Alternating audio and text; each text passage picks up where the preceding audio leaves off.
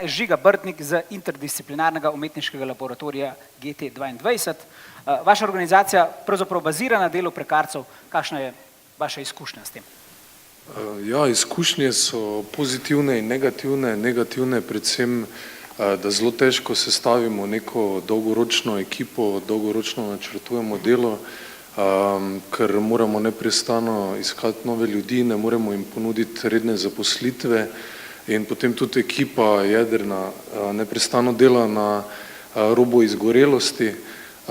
Kot je prej kolega Alič omenil, ni bolniških, ni dopustov, razen če si jih sam prislužiš.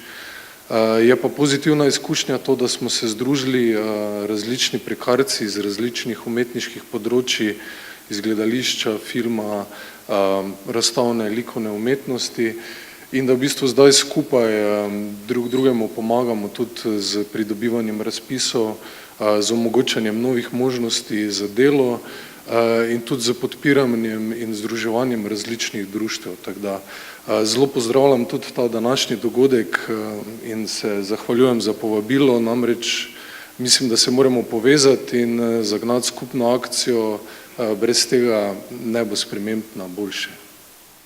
Hvala lepa, Žiga.